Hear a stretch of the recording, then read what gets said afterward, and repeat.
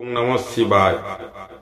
गंगा तरंगरमणीय जटाकलापम गौरी निरंतर विभूषित वाम भागम नारायण प्रिय मनंग मदापहारम वाराणसीपुरपतिं भज विश्वनाथम वाराणसीपुरपति भज विश्वनाथम वाराणसीपुरपति भज विश्वनाथम।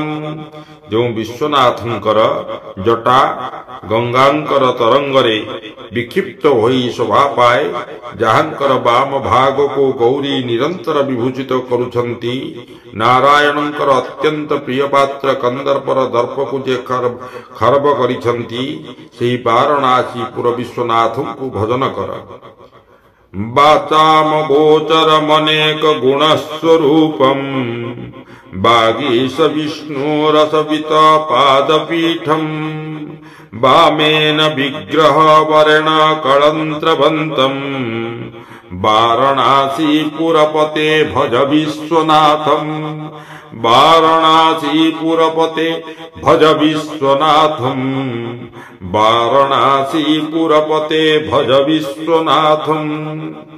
वाक्यर जे अगोचर कथारे जहांको व्यक्त करिबा संभव नुहे, अनेक गुणर स्वरूप वागीश ब्रह्मा विष्णु अन्य देवता माने जहांकर पाद पीठ को सेवा करंती, वाम भागरे निजर कलत्र स्त्री विद्यमान, सेही वाराणसी पुरर अधिपति विश्वनाथंको भजन कर।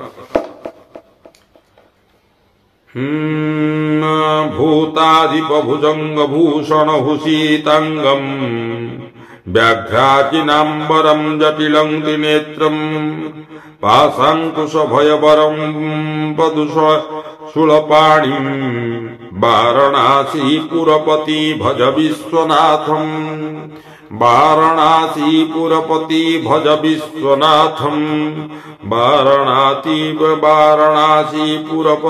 भज विश्वनाथम। जे भूतमानंकर अधिपति, जहांकर अंग सर्पमानक द्वारा भूषित, जे व्याघ्रर चर्म को वस्त्र भावरे धारण करिछंती, सेही वाराणसीपुर अधिपति विश्वनाथंको ध्यान कर।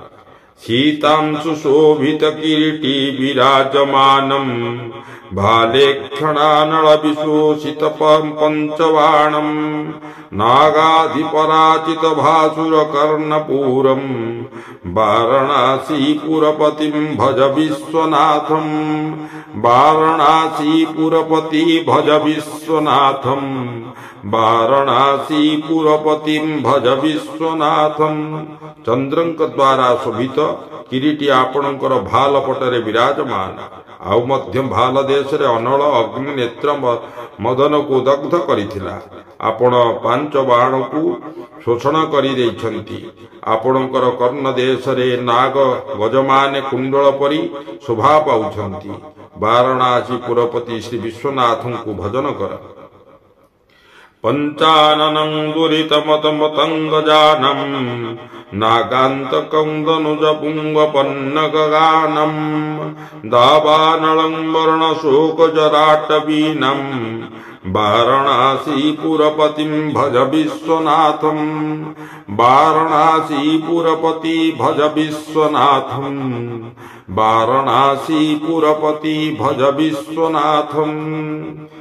पंचानन सिंह पाप रूपक मतहस्ती को जे सिंह रूपरे निहत करंती, असुर माने सर्प परि व्यवहार कले सेमानंकु गरुड़ रूपरे निहत करंती।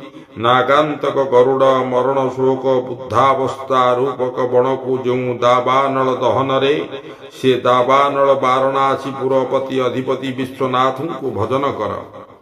तेजोमयं सगुण निर्गुणमदित्यं मानन्दकन्दमपराजितमप्रमेयं नागान्तकं सकल निष्कलमात्मरूपं वाराणसीपुरपतिं भज विश्वनाथं।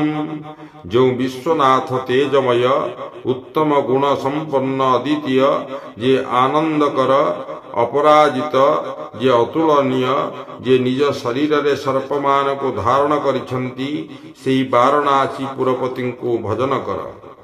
आसां विहाय परहृत्य परस्य निन्दम् पापेरतिरसुमिन्वीर्यमनसमोधौ आदाय हुत्कमल मध्यगतं प्रवेशम् वाराणसीपुरपतिं भज विश्वनाथं वाराणसीपुरपतिं भज विश्वनाथं वाराणसीपुरपतिं भज विश्वनाथं आशा कामना को दूर करी परर निंदा को परित्याग करी पाप कार्य लिप्त हेबा पाई आग्रह कर न रखी चितरे एकाग्रता आनी सेही वाराणसीपुरपति को भजन कर ताहांकु निजर हृदय रूपक कमल रे स्थान दिय रागादि देश रहितं स्वजनानुरागं वैराग्य शांति निलयं गिरिजा सहायं माधुर्य सर्ज स्वगंगरलाभिरामं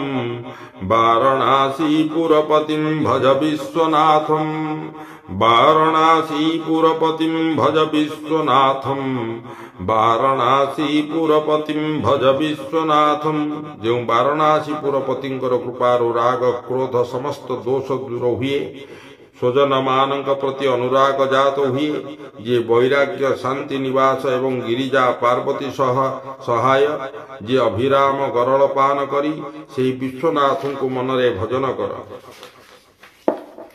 वाराणसीपुरपतेस्तवनं शिवस्य व्याख्यातमष्टकमिदं पठते मनुष्यं विद्यास्यं विपुल सौख्यमनन्तकीर्तिं संप्राप्य देह विलये लभते तमोक्षम् वाराणसीपुर पतिंकर शिव अष्टक जो मनुष्य शिवंकर निकटरे पाठ करे से विद्या लक्ष्मी श्री विपुल सुख असीम कीर्ति और मरण परे मोक्ष लाभ करिथाय विश्वनाथष्टकमिदं जपटे शिव सन्निधौ शिवलोक स्वाप्नति शिवेन सह मोदते विश्वनाथ अष्टक जे शिवंकर निकटे पाठ करे से शिवलोक रे स्थान पाए शिवंक सह थाई तृप्ति होइताय इति श्री महर्षि व्यास प्रणति।